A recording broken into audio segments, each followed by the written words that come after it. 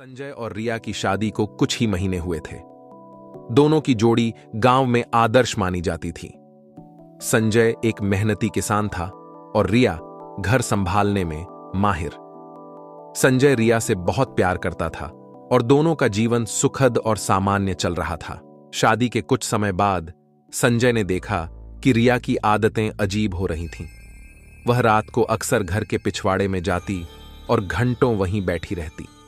जब संजय ने उससे पूछा तो उसने कहा कि उसे ताजी हवा में बैठना पसंद है। संजय ने उसकी बात मान ली, लेकिन उसका संदेह बढ़ता गया।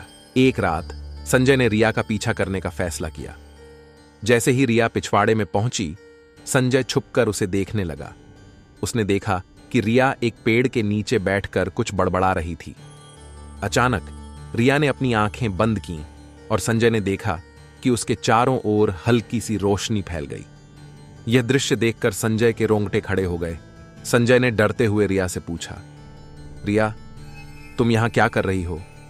रिया ने धीरे धीरे आंखें खोलीं और कहा, संजय, मुझे सच बताना होगा, मैं एक आत्मा हूं। संजय को विश्वास नहीं हुआ। उसने कहा, यह कैसे संभव है? हम तो एक साथ रहते हैं, तुम तो एक इंसान हो। रिया ने अपने आंसू पोंछते हुए कहा, संजय, मैं एक आत्मा हूं जो इस गांव के पुराने मंदिर में बंधी हुई थी। तुम्हारी प्रेम और भक्ति ने मुझे मुक्त किया और मैंने तुम्हारे साथ जीवन जीने का निर्णय लिया, लेकिन मैं हमेशा के लिए नहीं रह सकती। संजय ने सुना तो उसकी आंखों में आंसू आ गए। उसने रिया को गले लगाते हुए कहा, मुझे इससे कोई फर्क नहीं पड़ता कि तुम कौन हो, मैं तुमसे प्यार करता हूं और हमेशा करता रहूंगा। रिया ने कहा, संजय, तुम्हारा प्यार मुझे यहां रहने की शक्ति देता है, लेकिन मैं हमेशा के लिए नहीं रह सकती। एक दिन मुझे वापस जाना होगा।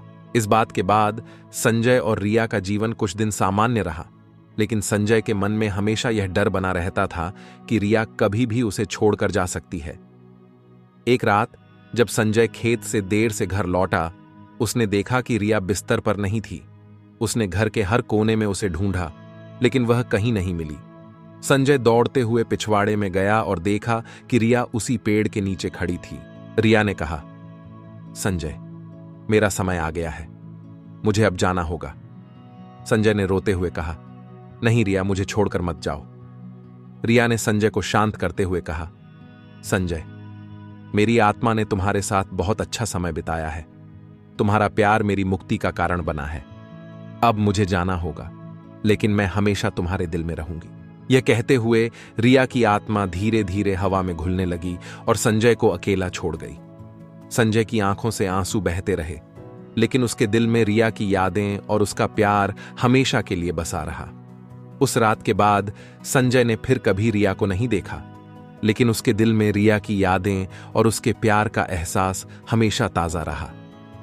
गांव में लोग कहते हैं कि संजय की प्रेम कहानी सच्चे प्रेम का उदाहरण है, जो कभी भी भौतिक सीमाओं में नहीं बंधती।